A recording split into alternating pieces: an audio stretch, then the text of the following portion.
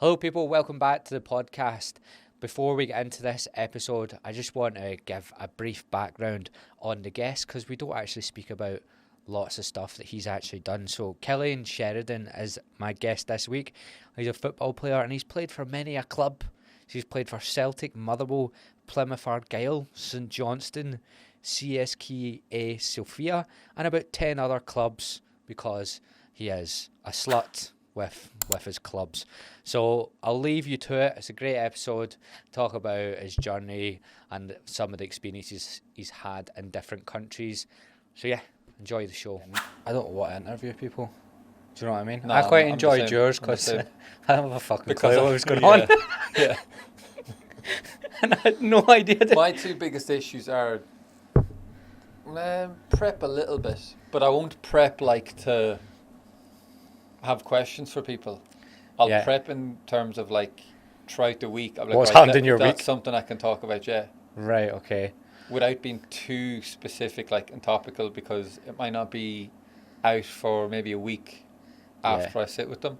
So like if I'm talking to someone about fucking a game that was on yesterday, and then in a week's time no one's talking about that game anymore. Oh, there's been times where I've been like 5-6 weeks ahead and I've been like talking about like what like the submarine thing and all that. Yeah. Comes out like 5 weeks ago. I'm like, are they dead? Are they alive? Oh, so it's already out. But I'm like that as well. But I enjoyed doing your podcast because, and it was funny watching it back because seeing the room when it's actually all right now because I've met you, but in the room at the time it's like dead awkward. It looks like three people, socially awkward people. Did it feel much worse than when it actually came out? No, it looked better. It looked like that's what I mean. So like when you were doing it. Yeah, it looked like we had a flowing conversation, but actually it looked, when I was there, it looked as if three of us didn't know what the next sentence was going to be and how we could possibly respond to whatever we were saying. I had to say, I had that with, I done one, Gary Falls came on, the comedian, and while I was doing it, I was in my head thinking, oh no, this is, like there might have been one slight pause, and in my head I kept thinking for the rest of the thing, like, oh, this is terrible. This is terrible. But like continuing trying to keep it going. And then like when I was dreading it coming out and me being able to watch it.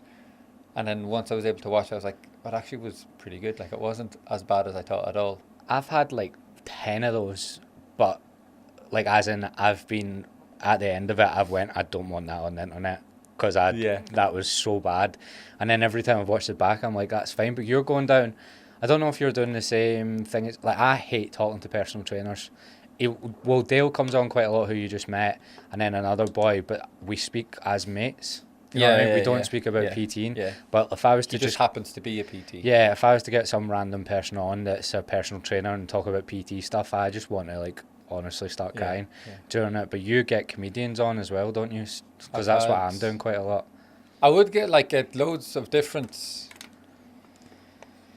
people from different professions, but because Darren's kind of got me in with comedians, he was able to get me in with other comedians of his. He's of friends who he knows will be good on it.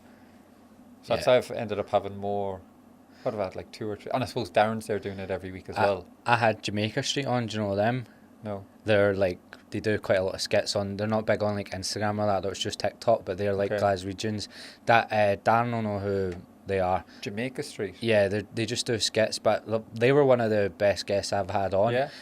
But the full time, right, every time I would say something, or like I was talking about Australia quite a lot, so they kept on putting on like Australian and German accents. Okay, right. And they were funny, but I couldn't join in, and I'm the host. Okay. Do you know what I mean? I couldn't do any of the accents. Yeah. So I was just like, I want these to keep going, but I can't do an Aussie accent. Just because you couldn't do them, or you didn't want to insult? I just couldn't do them.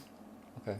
Well, I can't join in any of the humour, so I came out with that going like, oh my god, that was the worst thing ever. That was so embarrassing. But then I put it up, and it's one of my most listened to ones. Yeah. And they were hilarious on it. Jamaica Street. But I was just so paranoid that I'm not a comedian and I don't know how to do accents. And I'm just some random guy. There's that feeling of when you're talking to comedians, you think you need to be funny as well. Yeah. And they're like probably sick of people trying to be funny to them. Yeah, they just want to have a normal they want to talk about football. Yeah. Okay, I just keep trying to make jokes for them. So what's happening with pre-season then? Is it getting weirder and weirder as you get like on in your career? to like go through pre-season and not know what club you're going to play for and stuff? It is a little bit, but I've had it so much where there's been so much like uncertainty about my future. So I've went back to clubs or back to teams when I've maybe known they want to get rid of me, or they're going to let me go, or maybe the other way around, I'll go back to a club that I want to leave. Yeah. So there is always... Is that not fucking well awkward when they don't want you there and you're just like, I'll stay? It hasn't actually happened to me too much, and usually you have an idea of when that's coming. Like if you're not being involved at all, or if you're not even making a bench, then you can kind of start to see, you kind of know what's coming. So you're kind of prepared for it, and other clubs will see it as well, and then you might start to get calls from other clubs like, you know, what's happening there, will you be available? So like there is always, a lot of time there is uncertainty. So if you're not doing good, you're going to have the chance to, the team won't be playing you, other teams might come in for you. If you're doing good, other teams might come in for you for like a better level. Is that like mentally challenging for you, like stressful? Like would you be stressed? I've gotten used to it. It is. So I hate not knowing how my next do you know what I mean? Like I hate not. It is annoying, but I've just kind of gotten used to it. And kind of accepted that's kind of the way it is. Like I'm almost like you kind of get comfortable to being the unknown. Because you said your girlfriend didn't come to quite a lot of the teams you went to, did she? The second half of like when I was travelling abroad. So for the first while when I was in Cyprus and then Poland, she was there pretty much most of the time. And then after that, because I was going I had 6 months then in New Zealand and Australia. Yeah, that's when you thought that I was back up for the summer. I went to the game that you played in. Oh yeah, Adelaide, yeah. Went to one random game. Yeah. You're like, I scored, and I was like, different game. And then came back for the summer, and again was in that stage. So my contract had finished. Did she not come with you to New Zealand? No, because that's fucking miles away. There was stuff on here that she couldn't really go and just leave, and then it was kind of like if she had to just be able to travel home. It's too far to just drop everything and get in a flight and you're there the next day. Yeah. What was physically it's impossible. Was that not even would that not put you off? Not really, because I'm used to it. I don't mind. I'm used to it. I've done it. I've went there, and I mean it's not a bad place to be on your own. Like New Zealand. Yeah. And you're playing in Australia all the time anyway, aren't you? Yeah. So half of the time you're traveling over and back, and then when I came back after that summer, I ended up signing in Israel, which was a lot different on my own, because it's where I was a tiny little town right up in northern Israel, and like the team wasn't doing good, and I just wasn't enjoying it. So that was probably the worst time where I was living on my own. Then it just got to like January time and I had a chance to move back to Poland. Were any of these places what's the roughest one that you've stayed in? Though I'd still find it mad that do you speak about it that much? The fact you went to a team in Cyprus and then went to the rivals, because I was imagining Cyprus to be like the league not to be that intense. And like I said, I fried my head going on your social media. I honestly think I'd be better at this podcast if I just didn't watch it, because then I come in and my head's absolutely fried. I've watched you pretending to be Zlatan Ibrahimovic and saying you're scared of Sherridan. And then I'm like, oh, what am I going to talk to this guy about? But when I watched all your goals for one of those teams, I was like, how is this Omonia probably. Yeah, how is this going to help me talk to this guy? I made the video. No. Did you? No. That wouldn't surprise me at all. That's exactly what I'd expect you to do. And I'd expect you to Photoshop the defender, so it was like fucking Vidic and all that. Yeah, just moving them all around, But the atmosphere looked intense as fuck. No, it is. It took me by surprise as well, because I went over there at the start thinking like, this is a Mickey Mouse league. Mm-hmm. It'll be easy.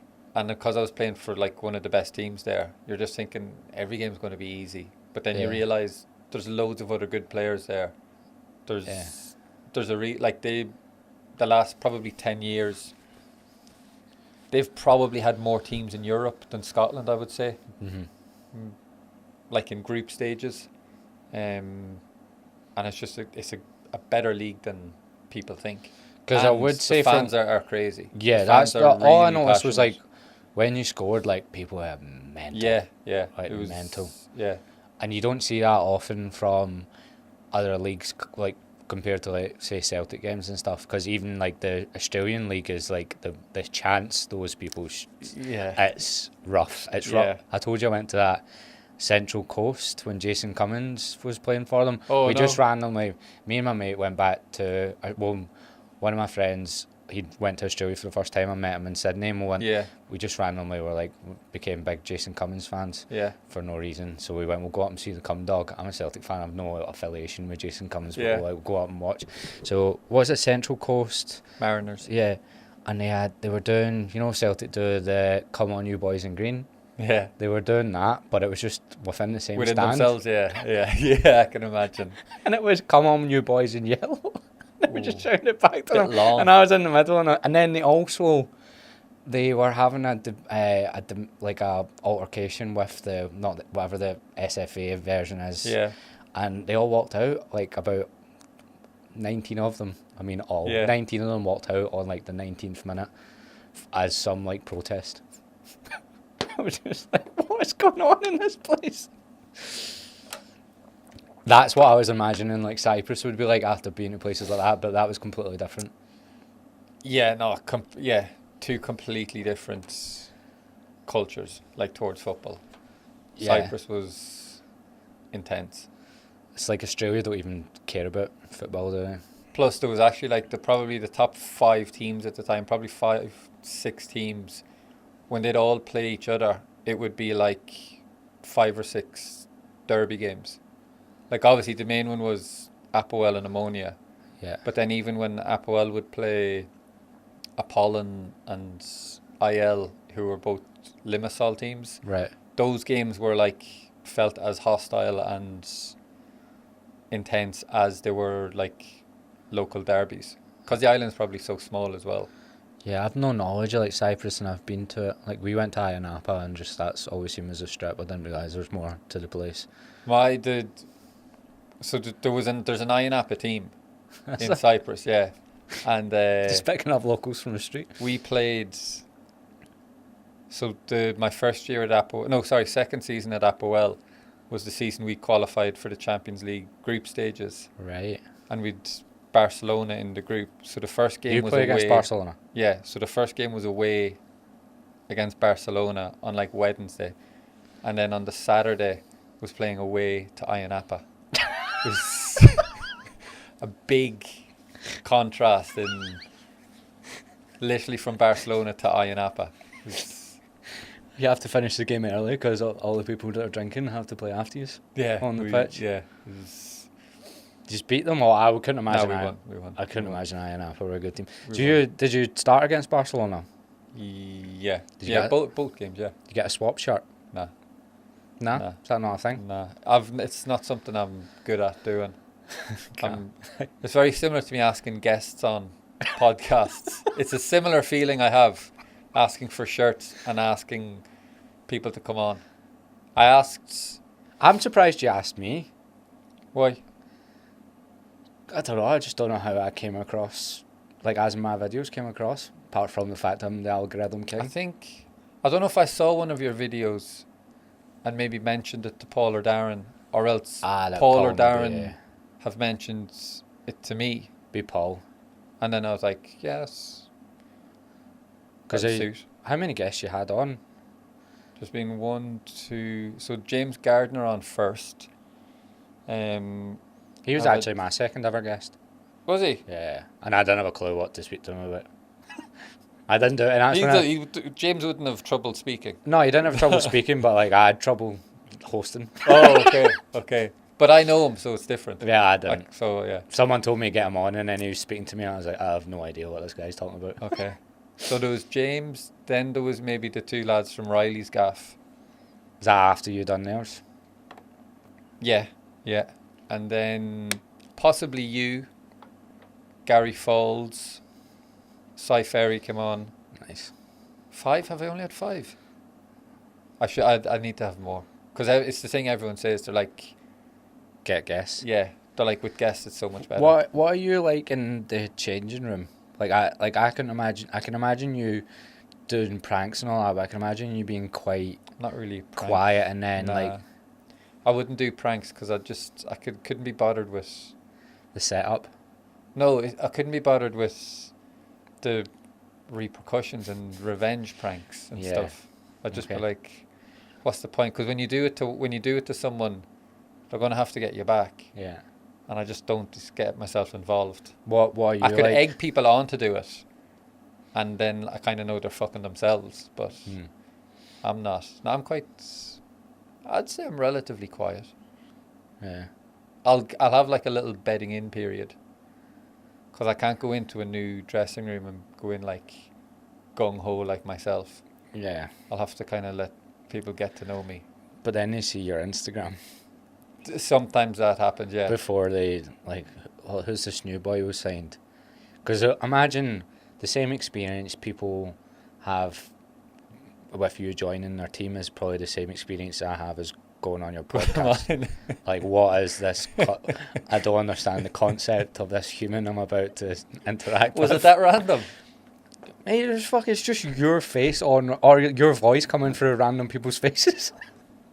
And I also my Instagram. Yeah, I also was yeah. like, I didn't know you actually were a footballer. Yeah. So like you holding up the Dundee shirt, I thought you just went to the game. Oh, okay. Okay, that I can see how that would throw you. Your bio doesn't say like footballer or anything. I can't remember what it says, but it looks like it's a Father Ted reference. That's why it's. Every now and again, I'll get people saying like, I love your bio. I'm sure it's Instagram is the Father Ted one, or maybe Twitter. I don't know, anyway. Is that what you want to do? Do you want to transfer into podcasting? Like, genuinely, like, do you get stressed about that? Do you think about it, like what to do after football? I do a little bit. You do now when you get injured and then you don't have teams. Yeah. Then you start to think about it. Plus, when people keep asking you as well. Sorry. Are you still playing? No, not that question. People keep asking, like, they don't mean it in a bad way, but they're like, oh, what's happening with you now? Are you retiring? You're going to retire now? I'm like, no, I've no intention of retiring. I only ever think about my age when people are telling me my age. I never actually feel like an old player. 34 according to Wikipedia. That's wrote it down. It's true. I can confirm. I should have said 33. It's actually So you're not stressed about it, so you just want to see out the rest of your career and see what I'll happens. keep playing until I think your podcast will be good, like once you've been doing it for like as in like you've had a few more guests and all that, because I did find it, because it's different. Do you know what I mean? Like people aren't doing. Yeah, I might start to get the odd footballer on. Just to keep people get some involved in it. Yeah. I'll get a footballer on and then just not talk about football. That's another way of doing it. Well, that's the way that I kind of want to do everything. Like maybe even just PTs. I like to have the idea of like having the same 5 to 10 people on. Yeah. That I know and having conversations with rather them. than just get a guest on for the sake of getting. Yeah, because it's like, see if I just ask you about Celtic and stuff. Yeah. I don't like listening to it. So you I don't probably know what my answer would be. Like, who was the best player After, or whatever. And then you just go back and look at the team I played it. I'd be like, yeah, it's probably him. And I feel like that's what makes podcasts good, when they're not like that. When you don't know what they're going to talk about. Because all the ones I watch are like comedians. Yeah. I used to watch a lot more than I watch now. There's probably like 3 or 4 that I'd go and watch. And they're all American ones as well. Yeah. I actually don't know barely any like here in the UK that I'd go and watch. I'll give you some good comedian ones to watch. When you've moved teams, because that's what I mean, like the questions I what I ask you are nothing to do with like, and I hate watching podcasts because then I know everything. I hate the idea of people saying something they've already said. Okay. Do you know what I mean? So when you move teams, like, you know, like the dressing room humour. Yeah. Do you have the same sort of stuff when you go to Bulgaria and like Poland and stuff? It's different abroad. Yeah? Yeah. In a bad way? No, they think I'm funnier, so it's class. I'm convinced in Cyprus, because of the sun and there's so much vitamin D, their moods are always happier. I thought you were going to say they get heat stroke, so they find me funny. And they'd find you funnier. Right, okay. That's why I think over here it's like quite a dry sense of humour, because of the weather. I always found it quite hard to be funny in football teams, because I found the humour was always like incredibly fucking like, what's the word, like tradie working class, if you know what I mean. And I've got really and I've got really like kind of weird, quirky, like I'm a bit of a freak, do you know what I mean? I find really, really weird stuff funny. Yeah. So I always was quite paranoid about, I was like, I think I'm quite funny, but you just don't get me. Do you know what I mean? I always feel like that a little bit when I was in football teams. I could go like, and if I knew if I wasn't like getting along with them, just being like how I am, then I could go into like a robotic football dressing room banter kind of mode and get by. I'd be like, right, I'm gonna have to resort to this. Just slap someone's arse. Woo! Yeah. Lad. Yeah. I get what you mean. I've done that. Do you know when you've done that? Because I can specifically think. No, I've never had to do it. You've never had to do it? No, because they get me. Well, I just mean it. No, I'm joking. I can specifically think about times where I've like randomly had to resort to that type of humour and hated myself for it. Yeah, sometimes you have to do things you don't want to do. Well, yeah, I had to work with this tradie guy in Australia, and it was like I was absolutely skint. The Australian version of that is a level above, I feel. Yeah, like tradies over there, it's like all they talk about is pints and kit. Yeah. That's the only things they can talk about, or women. And I worked with this guy, and it was just painting. Now I'm like the DIY sort of stuff. I'm the worst, and like my worst nightmare is somebody asking me to like build an IKEA cupboard or something like that. Yeah. So I had no money and I had no job, and I kept getting fucked over with work. So some guy I was playing five-a-sides with was like, here, this guy just gets you to help him paint and all that. He didn't give me any other information than that, so he picked me up at 6 a.m. And I was like, he got me sand for like 3 hours. He had to teach me how to sand. Yeah. I had no idea what I was doing. But he was non-stop talking to me about like women and like that sort of chat. And he was like, weekend activities. Yeah, he was like, you're awful quiet, aren't you? And I'm really not quiet, but I didn't know what to say to this guy. I'm just quiet in this conversation. Yeah. And there was one day that he would take me out for dinner every day. I think he also fancied me. Like he made a few like weird jokes. Like we had to paint the bedroom in this person's house, and like the mattress was up against the wall, and he like slammed it. I'll never forget. He slammed it down, right, hit the ground, and like loads of dust came up. And I was like looking at it. I was like, he just done it far too hard. And I was like, what the fuck was that? And he was like, I'm not gonna shag you on it, mate. Do you know what I mean? And I'd just be standing there like, this guy's an utter freak.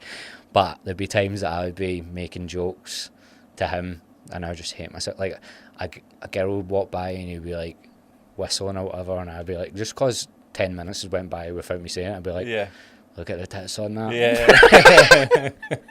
Just, you know what I mean? Just go on. I'd be like, fuck my life. Yeah. But I had 8 hours of like torture of not being able to talk to this guy, so I just have to, some arse. Yeah. Do you know what I mean? Nah, dressing rooms aren't that bad because everyone's pretty much the same, like within a 5 to 10 year age range. Everyone's kind of a lot of guys are into the same stuff, and it's not like, I've never really been in one where it's just been like a totally different atmosphere or anything. The different thing is, one of the things was in Poland, when you sign, it's like every summer transfer window and winter transfer window, or the January transfer window, when that closes and the club knows, right, this is the squad we have for the next 6 months, then all the new players that come in during that transfer window you go out for a dinner, or like a team day out, a team night out, and then all the new guys like you have to pay for the dinner, and you have to like get up and sing or whatever, and like have This is abroad. an initiation in Poland. Because I heard you had there's a clip of you doing it for the Ireland one. Israel, the clip. Israel?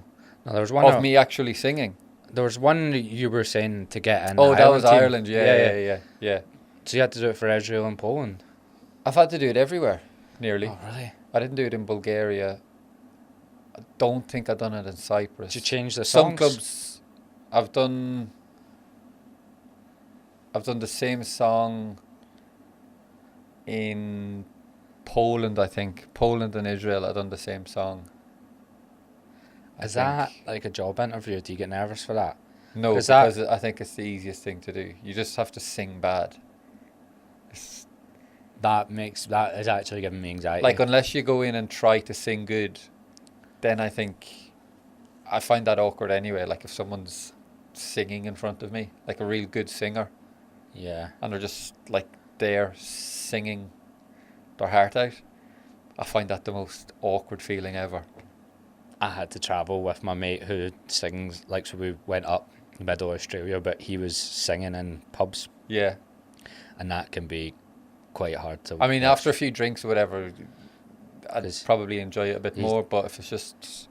He's from Uddingston, and he hates Jerry Cinnamon because, like, I'd say Irish people, I think Irish people like Jerry Cinnamon more than we... I love Jerry Cinnamon, right? Yeah. But Irish people are obsessed with him. So I would go to, like, pubs, Irish pubs in Australia, and people would hear my accent. Yeah. And he would start singing belter at me. Or just screaming at me. What, does he not have a big Scottish following? No, he does, but, like, Irish people love him so much, they now, anytime they hear a Glasgow accent, they just associate with Jerry Cinnamon. But he hates him, like, because he gets at, it's like his Wonderwall, getting asked to play that. But I would... okay, yeah. So I would always know people in the pubs that he was playing in, so I would text him and go and ask him to play belter. So I would just keep getting videos of people going up and asking him to play belter, and he'd just be like, oh yeah, I'll play it. And you'd be like, oh, she is a belter singing it. You're fucking class. But watching him, sometimes it's hard to watch because it's more the crowd. The crowd are always so annoying.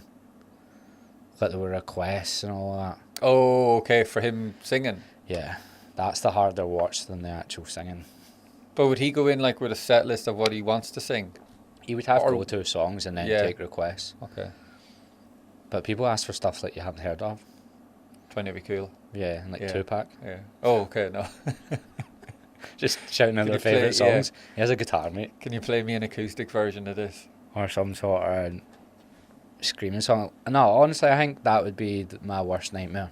That would be the worst part for me, initiation songs. The most nervous I've been in the last, like, 5 years is, like, when I've went to a new job and they've asked me to say my name and 2 facts about myself. Really? I don't know what to say. I wasn't a personal trainer. I'd probably just say I'm a personal trainer now, but even that because I want to, like, make an impression. Yeah. If you know what I mean. But also not be cringy. I don't mind it at all. This, like, I'd look forward to them. Because I'm like, this is a way to, like, show myself to the dressing room. Let you show what kind of a person I am. Do you think that's more important than like your training? Like, if you get new signings, it'll help you along a bit. It's not gonna change people's minds if you're a good player or not. Yeah. But they might just be a bit sounder to you about it. Or they might feel a bit bad. Yeah. Slaughtering you behind your back. Which is to be expected. Is there much bitching? Yeah. Loads. But I mean, everyone bitches. Yeah. I love it. Yeah, like, guys always talk about guys or your friends and stuff. The only difference is, I think, because everyone associates bitchiness with girls. Mm-hmm. They're probably just both as bitchy as each other, but we're just bitchy about different things. And then we probably wouldn't let it affect us. We'd just be like, oh, I'll be talking bad about a guy for 5 or 10 minutes. Yeah, if somebody... And then Jodie might be like, where are you going? I'm going to meet Gavin. Like, oh, you're just fucking This talking about guy him can't be for... arsed with shite chat You're on a just talking about him podcast. for 5 or 10 minutes there. Like, Always- yeah, but But like, we all know that. We all say that. You sound nice. Yeah. It's I just remember playing with some. My comparisons to your do you think amateur footballers and professional footballers are that much different? Like, as in, like, the type of person? What a terrible question. That's the worst question I've ever asked. I don't know. I don't know. Did I tell you I don't about know. me going back to play football last year? I feel like I did. One of the worst. That was terrible. No, I don't think you did. Did you? Go, tell me anyway, and I'll know. It was Airdrie, and I just feel like people who play amateur football past 18, it's very rough. So Okay. like everyone that was normal, up until 18, all were too busy to play amateur football. Yeah. So when you go back to it, and it's people that have still been playing amateur for 10 years, you just get some absolute fucking rockets. That's kind of always what I thought. Like nut jobs. Like I hadn't played since I was 18, 19, and I think that's the cut off Yeah. for when like the normal people that aren't absolutely off their fucking head stop because they get jobs and like start, try to do stuff or whatever.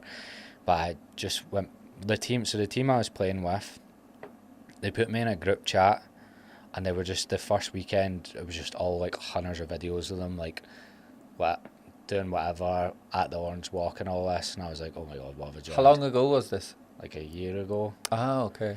And see, group chats aren't really as big of a thing now in teams. I've found at clubs. Right, okay. And one of them was on a tag, and you kept having to leave training half an hour early. To get home for the curfew. Yeah. It's like, what have I joined? And also... Well, I mean, that also happens some pros. On tags.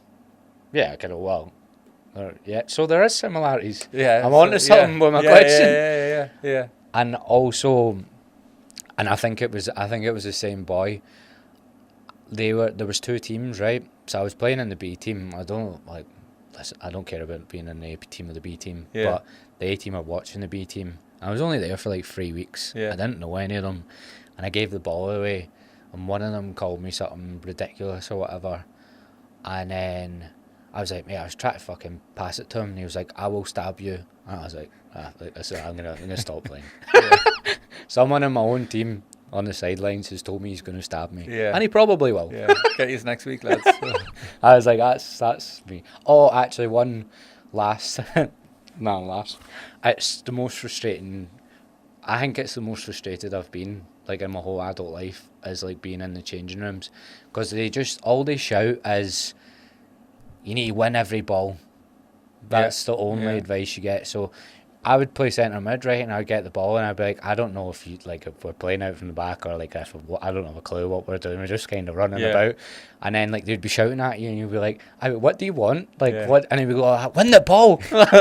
Just give it away and then tackle them guys straight away. I was like, that's what I was fucking trying to do, and then like me. Because one of my mates from school was playing as well, and we tried to bring this up in the changing room, and we were just like, we don't actually know like anything. Like even just give us like, do you want us to go byline or something? Like I know it's amateur football, but just two things. You know, just tell us two things. And the guy stood up and he gave this 10-minute speech about how his dad used to play pro, and he was like, my dad taught me this. And he was like, he was 15 years professional level. He taught me this one lesson. This boy also didn't play because he couldn't play because he was terrible, right? And he was like, what he taught me was, if you're playing a certain position, you need to learn the opposite position. Okay. So if you play right mid, you need to know how the left mid plays. And I was like, pretty the same thing, isn't it? And then he was like, if you play centre half, you need to learn how a striker plays so you can play against them. And then he was like, if you play centre mid, and I was like, where's he going with this? And that was his speech. He ended in centre mid because his brain sort of broke. Realised what was going to happen, Yeah. And then I literally just looked at him and went, is that it? And then that was my last game. I was like, I've actually lost so many brain cells. Yeah.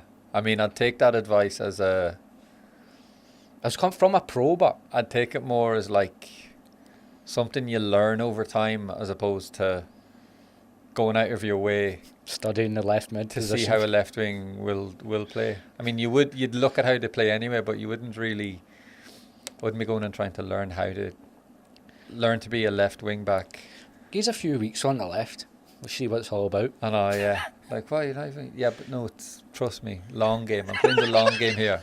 We might lose a few games, but I need to learn that position. Few dodgy crosses. Yeah. Well, he'll be fine. Well, that's what I wanted, because from listening to like all footballers' stories and stuff, it does seem like that type of crowd as well sometimes. Like dressing rooms? Yeah. Yeah, no, there is. Do you mean like... It's pretty rough. Well, not rough, but you know what I mean, that sort of like working class humour follows through. Maybe not in the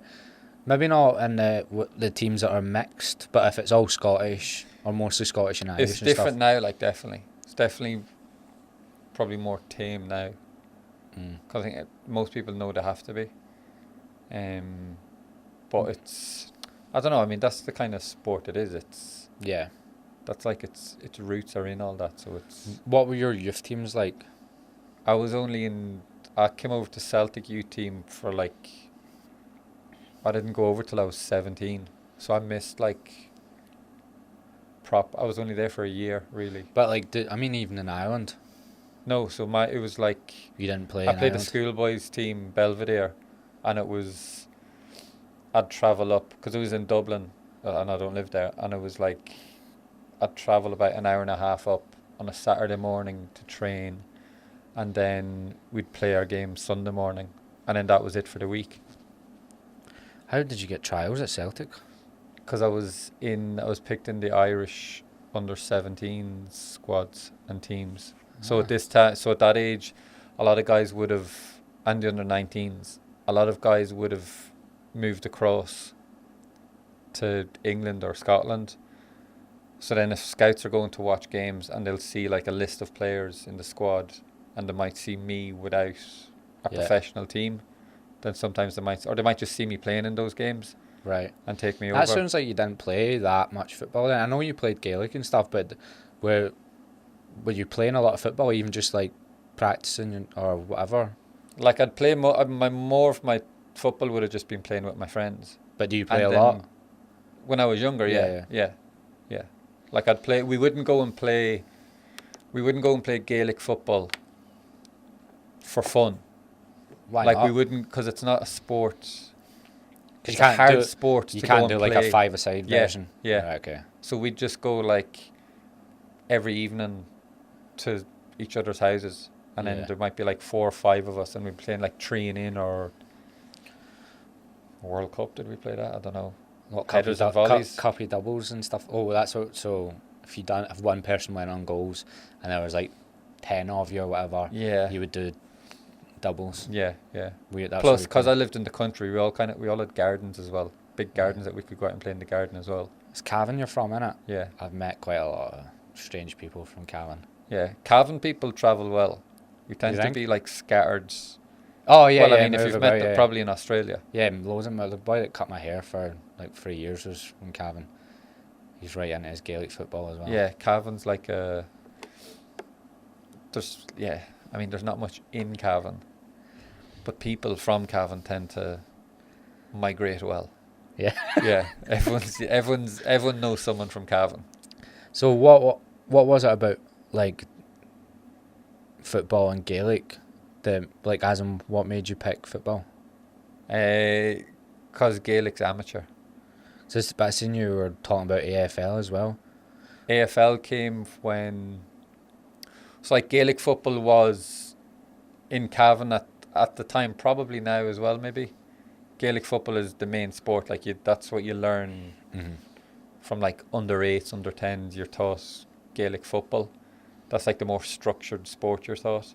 And then, because I was good at that and I was playing county level Gaelic football, they were at the time the Aussie rules clubs were taking fellas over from Ireland who were good at like minors. That still happens, because there's a few stories of it, like maybe like 5 or whatever in they're still the doing AFL it, or Gaelic players. Yeah, and so the guy, they came over and asked me if I'd want to do that, to go to Brisbane Lions, and it came just at the same time when I started going on trials over to England and Scotland. And then I said to them, look, if none of these trials work out and I don't get a contract or anything, and because I was coming up, I was just finishing school that year as well, so I was like, if not, then I'll probably come down. That would have been fucking nuts. So Yeah. have you been to a game? No, I'd never played it or anything. No, but even like when you were... No, it's mad. No. But it's huge over there. It's silly huge. It's as big as football is in Glasgow. It would be their main, like, one of their main sports. Well, not only in Melbourne and I think Adelaide. I'm a big Port Adelaide fan. I went to one game when I thought it was more. So would rugby be the sport there? In New South Wales is all rugby league. So no, but Australia. About half and half. Rugby Aussie rules, or rugby. Rugby rugby league and Aussie rules are the two biggest sports. But Aussie rules is Perth, Adelaide, and Melbourne. It's massive in, and then like Brisbane, and Sydney, and that they're all more rugby. Yeah. Because when we were over there, I remember seeing like their facilities and stuff, and it was just like blow the soccer teams out of the water. Even like all the PT and like sports stuff and all that, it's well ahead over there. Like of their soccer, not football. No, not soccer. Not AFL. I'm talking everything to do with AFL is amazing. Soccer, terrible. Yeah. Awful. Yeah. I played over there as well. I didn't have the same experience. Aussies over there were lovely. Yeah. Nobody like fucking attempted murder charges or anything like that. But over there, loads of guys were saying like a lot of Aussies. Don't know why I said Aussies. They would play like the league below the A League, which would be it'd be an amateur. No, it'd be semi-pro, wouldn't it? It's all different. I think you can get paid for those sort of things, but maybe I would more compare it to probably junior or something. Okay. Do you know what I mean? Like you get A League, and then there was like 4 or 5 divisions, but there's not that. A lot of the guys were saying that a lot of fellas would have good jobs, and then they'd go play for these teams, maybe gets cash in hand, and at the end of the month they'd end up. A lot of the fellas playing in the league below would be earning more money than a lot of Australians playing in the A League. Well, mate, I was kicking I had a mate who was over there to try play rugby. I think he's getting paid like £100 a week or something like that to play rugby. Me and him were kicking a football about down the park, and I took one good touch, and some Aussie guy came up and offered me money to play for the team. Really? Yeah, and I was like, mate, I'm not good enough to play in that. And I was like, how much? So, and I was like, maybe like start off on like £50 a week or whatever, or like 100. And I was like, I touched the ball. Yeah. I didn't. It was a good touch. You didn't even see me kick it. Yeah. You just see me bring it down. So I think that happens quite a lot. And I know that what I noticed over there is they definitely aren't coached like from a young age. Just simple stuff. Like they've all got, even like the players that you play in a team with, they've all got like decent touches and all that, but like they just run the wrong way. Okay, yeah. I found there was times where I'd go and like, just in training, I'd make like a simple pass, like something real basic, and then I'd hear like coaches and stuff being like, "Brilliant, Cillian, brilliant." I'm like, okay, this seems pretty standard, normal. I was like, fucking still couldn't get a game as much. Oh, really? In Wellington? Yeah, I went there and then so I was signed, and then. At the time he was playing with 2 strikers. One of them was flying, and I think he brought me in to play up with him. And then the other guy who was, I think I was brought in to play instead of, just went like an unreal scoring form. Right. And just, I couldn't get in the team. So I went there and then started like 2 games. One of them was, who did we play at home to? Maybe Melbourne or Sydney. And then the second one was like the second last game of the season where it didn't matter. The results didn't mean anything. Right. So he was kind of like giving guys who weren't playing a game, or resting the guys before the grand finals. Right. So it wasn't Didn't go as planned. What is it like when you're over there? Because you're going to New Zealand, fucking trek away, and you're expecting probably to play because people can't run the right way, or you're getting compliments with your short pass. Well, no, that wasn't why I went there expecting to play, because they don't have so many foreign spots.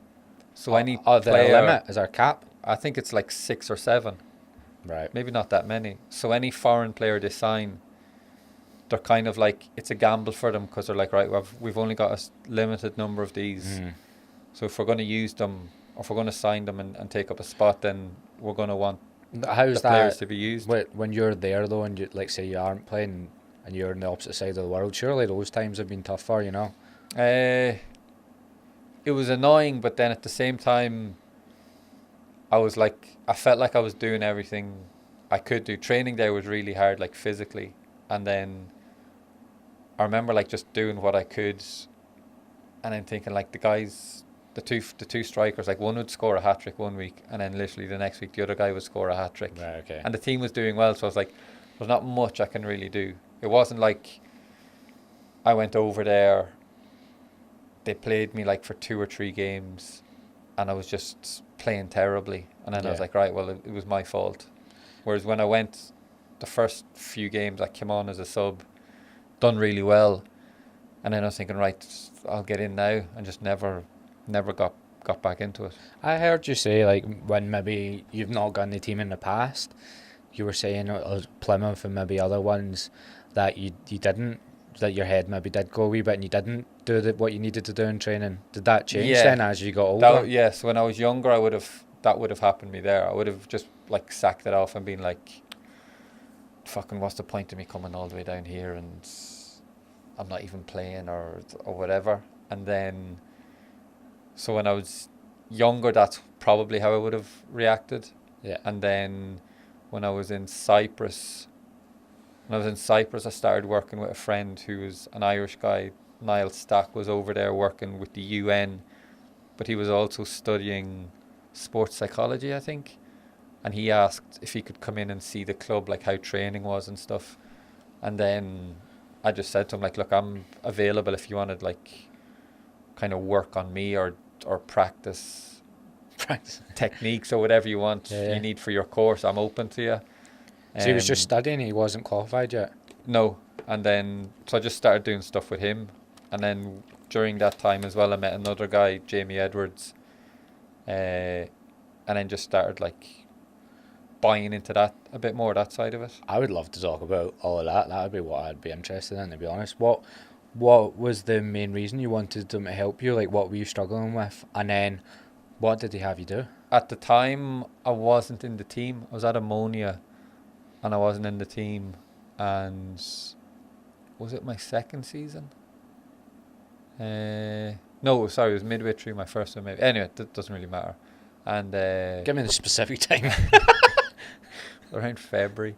And anyway, I wasn't in the team, and I was just like pissed off with it all. I was like, can't be bothered. And then started chatting with Niall, and then it was more at the time. I remember like training was shit. There was no. As a team, we were really good. Like, we were really well structured and stuff.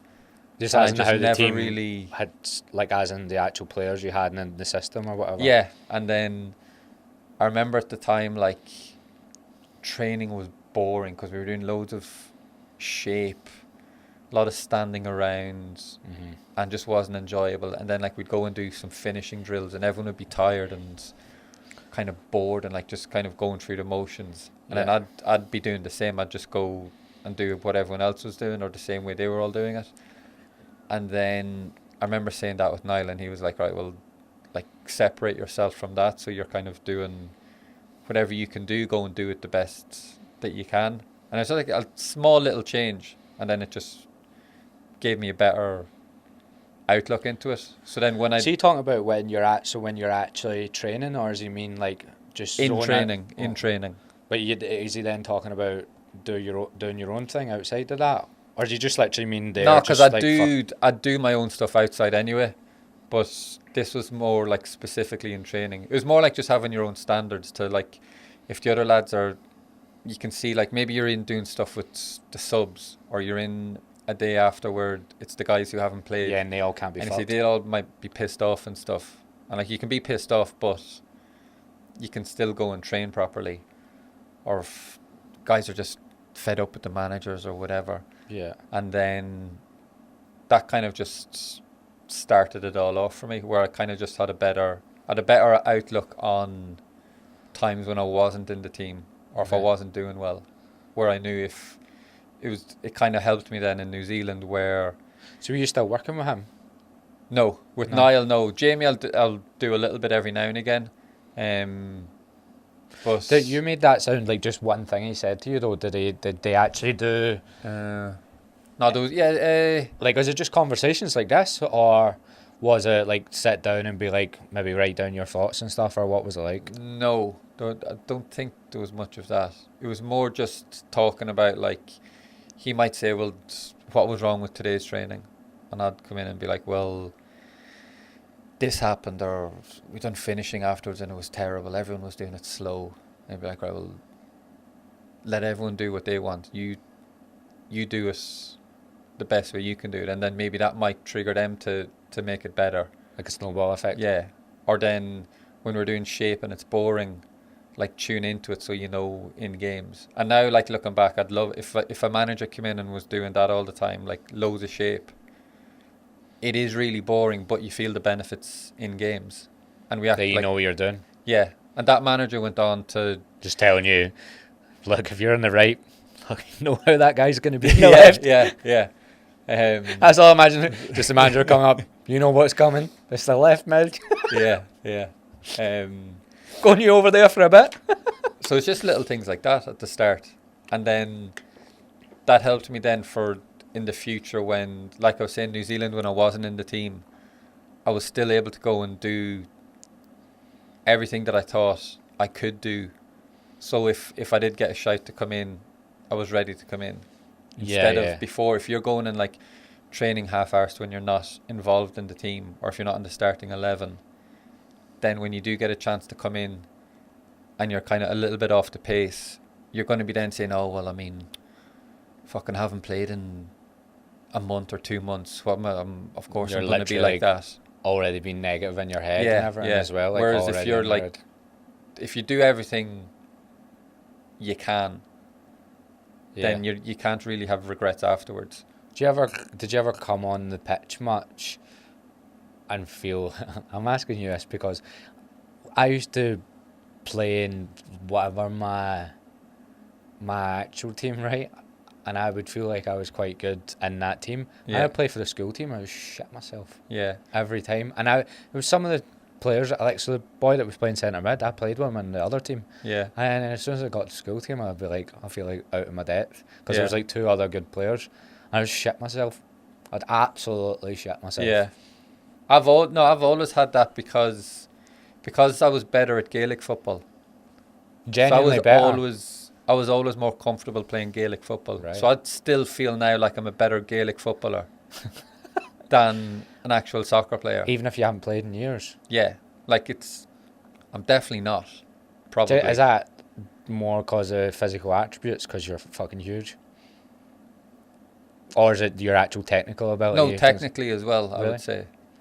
And so, like, I was always playing football or soccer like it was my second sport, and I was never as comfortable or as confident, where, like, if I was on a Gaelic pitch, I'd be like, oh, I'm the best player here. Oh, really? And I'd feel like I'd play like that. Whereas it was only until, like, I was minor, so like under 18s as well. So I never actually played senior Gaelic football. Right. Which it might have had that might have, like, humbled me a bit. Yeah. Whereas soccer, like, I was always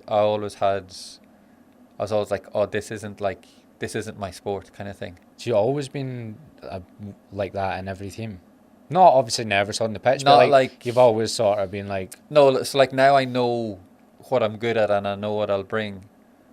But there is times where, like, it's hard if you're playing bad or if you're going through a bad run, the team's doing bad. It's hard to feel confident. Yeah. And like a really good player. And that's like what if you're getting pumped, I'm fucking class. That's what separates a lot of the top players. They can zone out to from most players. They can just continually, if they're having a shit game, they'll continually go and try and get the ball to make a change or to go and win a game. Whereas a lot of other players will, when you're having a shit game, that's the hardest time to... I just lose my head. To be a player. I just fucking lose. And then like there'll be times where you're thinking you might go and show for a ball only because you know this is what I'm supposed to do here. Comes off your shin. Yeah, like the fullback's got it. I'm like, right, I'm a striker. I need to go and show for this.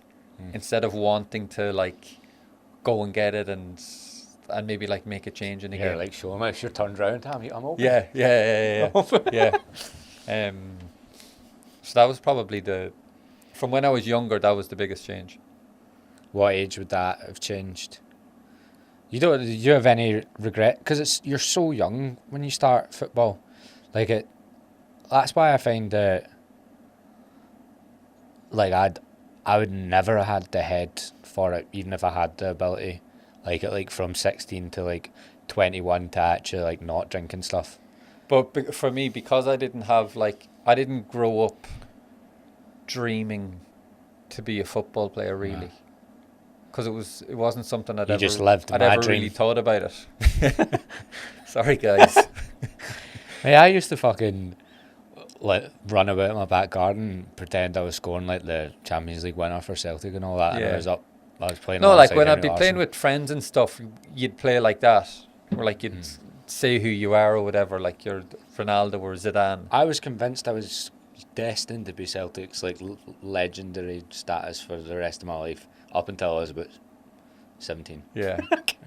So and because I never had that dream or pressure of doing it, so because I wasn't in an academy from like maybe 12 right through till 16 or 17, where like the only end goal for all of that is to be in that club's first team. Yeah. So I never had any of those pressures. So when I came over, it was kind of like, and because I had Aussie rules kind of in my back pocket as well. So I was like, if this doesn't work out, that's all right. Like I'll just go home. I can maybe try and go Gaelic Aussie rules route again. Honestly, if I could go back in time and change like 5 things, I would now have you playing Aussie rules instead in that top 5. Because I would just love to see what you got up to. Because they're fucking mad they get on it like proper. I only found out about 2 years ago. 2 or 3 years ago, I'd done an interview with a guy and he covered a lot of Aussie rules. Yeah. An Irish guy covered a lot of Aussie rules down in Australia. And he was talking to the agents who tried to take me over, take me down there. And I think at the time, the one thing they'd look for in a lot of Irish Gaelic players was, I think, their kicking, how they kicked the ball. Right. And he said, for me, it was my physical attributes, which I found surprising because I was skinny, like when I was younger. So for me to go into Aussie rules, but apparently it was for the fit, like the jumping and the catching. But you could bulk up like that. Well, they must have had pretty big plans. Get us by over. I wasn't going to see a ball for the first 2 years. Just get him to kick a few times and then get him fucking fed straight away. I wondered why so much of the meeting was telling me about their gym. I bought a random Airbnb for myself when I was in Melbourne. This was about 4 months ago, and I went for coffee, right? And the guy that was serving me, random as fuck, he just went like, "Do you know how to video edit?" And I went, "Yeah, why?" Like, just he doesn't know anything about me, like just some random Scottish boy. I went, I think it's Fox who it's like BBC that runs all the EFL. Yeah. Like does everything for it. And I was like, that's the CEO of Fox. Okay. And honestly, even though that's a big thing in Australia, when I'm in Australia, I watch Celtic highlights. I don't know what any of this is. But you know Fox. I knew what Fox was, but it didn't mean much to me either. So I think he thought I'd be like, whoa. I was like, nice. Fucking come here a lot. And he was like, this guy knows how to video edit. And then the guy was like, all right, I'm Scott, mate. I can't Yeah. do an Aussie accent, Yeah. as I've told you. Shook my hand. He's like, you know how to video edit? And I was like, I just wanted a fucking latte. Yeah. And I was like, I think I've been doing it for a long time. And he was like, you looking for a job? And I was like, no, full time. Like, and he was like, I'll show you around the Fox Studios. On my Airbnb was right next to it. He showed me around everywhere where they do all of the, like the presenting. So like the studio that's same as like the BBC or whatever. Yeah. Showed me around all of that. Then he started showing me how they make the highlights and all that. Let me have a play around with it, and I could do it. And I was like, that's class, you can do that. And then at the very end he was like, do you want a job? And I was like, I spent an hour with this guy. Yeah. Show me around the full place. Why And I did was you like, take a job with him? because I'm fucking PT full time. I thought you were okay. Yeah. I know this was like three or 4 months Recently? ago, just before I came home. Ah, okay. Yeah. That's And fair, he was also showing me how to do stuff, and then he was showing me clips, and I like made a random clip, and I just like had made the most irrelevant thing ever that happened in the game. And he was like, well, I need to teach you about the game, because I just like I'd like made a highlight of like just a pass. Yeah. Yeah. Do you know what I mean? Wow. He's like, no, we need the fight or the big tackle or whatever. And I'm like, guys, just for It's not a great advertisement for Fox Australia. That he was saying just that, offering guys jobs from coffee shops. random men that are just looking for lattes Wow. to go about their day. But I mean, some Fair fun. play to the guy. He was lovely. Like that Scott, did you say? I think his name was Scott. Yeah. I've got it written down in my notes if I ever what a career path. Yeah. Or ever what that would have been my route to stay in Australia, I reckon, if I'd done it. Because I couldn't. That that's why was I your never- AFL. Yeah. If universes collided, I could have been making clips of You you could have been making my highlights. every week for you, just clipping them up. The sheriff is back with another 5-yard pass. Another, I don't even know, goals? Oh, Did he get goals or points? score. Oh. An over? No. You can kick it. There's 3 bits you can Yeah. kick it through. It's pretty much like the goal's not quite. It's like 5 points or 6 points to get through the middle 2, and then the side ones are maybe 1. Yeah, that's what it is. It's like 5 and. But what's it called? It's not called a goal, is it? I don't know. I think you would have been good at it.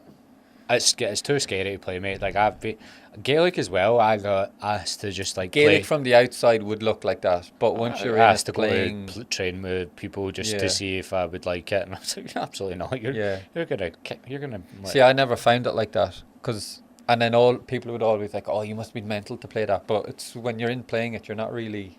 hurling, though, surely is rougher. For me, I think hurling is mental, because it's a sport I never played. Yeah, because So when I see that, I'm like, fuck that, they're nuts. the first time I went to see, once you get to understand the AFL, it's class. Yeah, Like the first time I went to see, it just looks like they kick the ball up in there. And we 20 used to people. watch it on Channel 4 when we were younger. I think that's what it was on, Channel 4. Channel 4. On a Saturday morning. Saturday or Sunday morning. I'm gonna go for a piss on this. Have you had to use them much? It's a bad sign if I have to look at that. No, that's what I Because was I thinking. It doesn't look like you have. Because my notes are shit as well. So when you were speaking at one point, I took one look at it, and the only thing I could read was there's rumours that you're one of the most feared strikers in the world. Why is that? And I was like, why have I wrote that down? That was off that Zlatan video. I'd have just said, look, rumour. I can't confirm or deny rumours. Yeah, it's fucking terrible sign if I have to look at that, but also it just puts me off because it's pure shite that I write down as well. It's like your little notepad you had. I was like, that can't have good notes in that. You know, the little tiny one you were sitting with. It's not I was bad. like, It works. does Does the job. You were like, I wrote a bit on the train. I was like, I don't want to see what's in that book. Yeah, that's my problem. If I leave it till like the last minute on the journey down, Yeah. and then it's basically like whatever was in my head for the last 5 or 6 hours. And that can be a dangerous place. If, Yeah. if you're me, that can Depending the mood I'm in as well. If I'm feeling creative and up for it, then Yeah, because it's good. quite annoying, because, you know, I get like these wee giddy moods, and I've only ever been in them on a podcast like 2 or 3 times. But I Yeah. know that's when like my best stuff comes out. But I've never felt like I'll get them when before I'm going to bed. voice notes. Keep voice notes. Of Get my a wee little giddy dictaphone. moods. What, and then just play my Whenever you voice think of notes? something. Oh, this was when I was in a Yeah. funny mood. Just playing them. We cut to. Before we end, would you take a wee trip to Saudi? Yeah. 100%. 100 and... Footballers fucking lie about how, like, they try to pretend that they wouldn't do stuff for money. I would be off, man. I'd be straight on the plane. Remember, because Gaelic was amateur. Right, okay. That's why I've chosen football. Yeah, you're starting from cash from the start. That wasn't... there's no... You're being like, listen from the start. I've changed sports for money. Yeah, Absolutely. Yeah, I'd easily change teams. Literally, I've changed the sport for money, so... Have you, like... I'd have absolutely no issues going to Saudi Arabia. A few of your highlights? I mean, I've looked through all the teams to see their managers to be like, is there anyone here who I know or I've coached or I can blackmail or... Look at this layoff in this game in Cyprus 10 years ago. Imagine Ronaldo being on the end of that. I know. Well, now look, I also know not to aim for the... not to aim for the top dogs. The council Saudis. Yeah, I'll take their hand-me-downs. Just many Saudi viewers. There's usually 1% of random countries, which I always think is just some random Scottish person that's moved to whatever country it is. Yeah. There's no way I've got 1% listeners in Sweden. Unless there's a Scottish coach in Saudi Arabia watching this. There could be. Free agent. I'm fit. Flying. Probably the best I've ever been. Just get your highlight reel up. The ones that you make for yourself. Just put my highlight reel in the background of this for the whole interview. Just on a loop. With my details. And your initiation songs. Yeah. This could be what I bring to the table. If I don't go on the pitch, this is what the dressing room could look like. Yeah, I've even got the green, or no, blue behind me. Is it blue? Yeah, green behind you for the Saudis. Well, we can change whatever colour you want on the back of that, just for whatever Saudi team you want to aim for. Maybe I don't want to stick my neck out there and maybe put all my eggs in one basket, colour-wise. Do you want me to switch them off? Or teams. You want them off? No, at least they know now. I've explained it, so they won't be insulted. How much more are they getting paid, like roughly, compared to everyone else? It's silly amounts of money into it compared. Yeah. Do you think it's going to change a lot of football? They just signed DAZN. Just signed the deal. The boxing thing. DAZN is mostly boxing here. But they've just signed a deal to show all Saudi Arabian games in the UK. Oh, that's so here we go. Scary, isn't it? I don't mind it at all. I'm not arsed, no. Because the Premier League have been doing it for years, so... I know I'm not going to play in the Premier League, so fuck them. I don't mind calling them out. Yeah, because if you look at the difference of like Celtic and Rangers compared to the Premiership over the last 20 years because of money. Yeah. Do you know what I mean? Like the levels that have changed. Because in England, how many Saudi teams own English teams? 3 or 4? I can only think of Newcastle and City though, is it not? Oh, they're not Saudi. That's very close. Yeah. But like they've been like Russian owners just buying everything. Yeah, Abramovich and all. Remember what Abramovich done?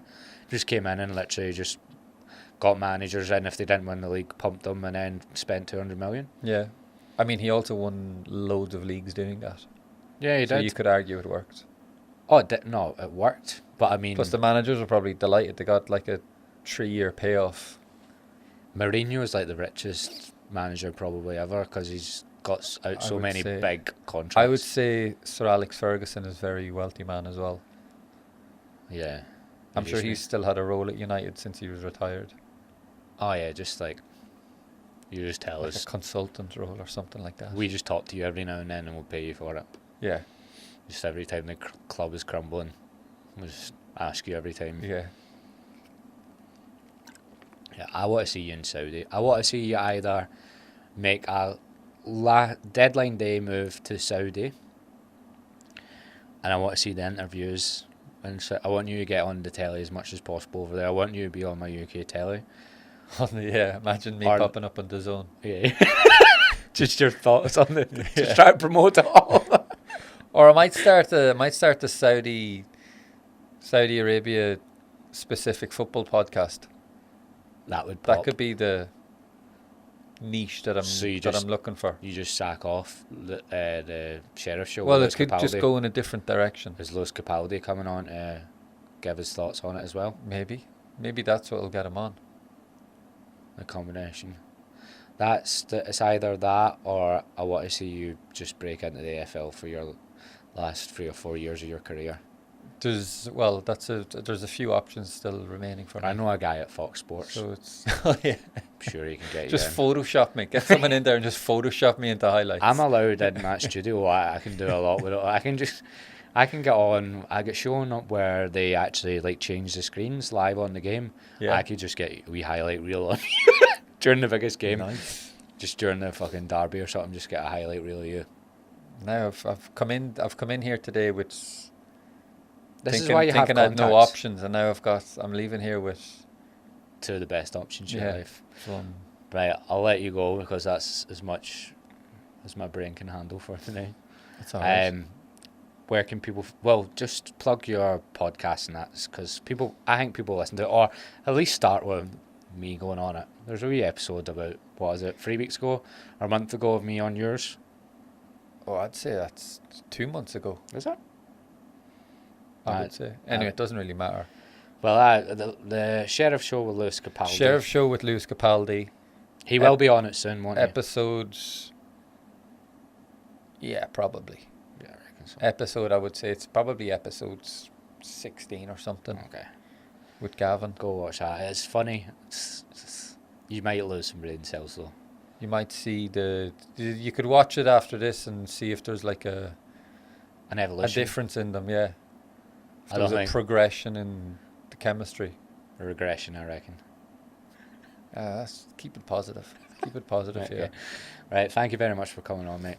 No, enjoyed it. Thank you very much. It's weird because I stopped no one myself. Yeah. You're gonna have on camera you like when you're recording just your videos, walking up to the camera.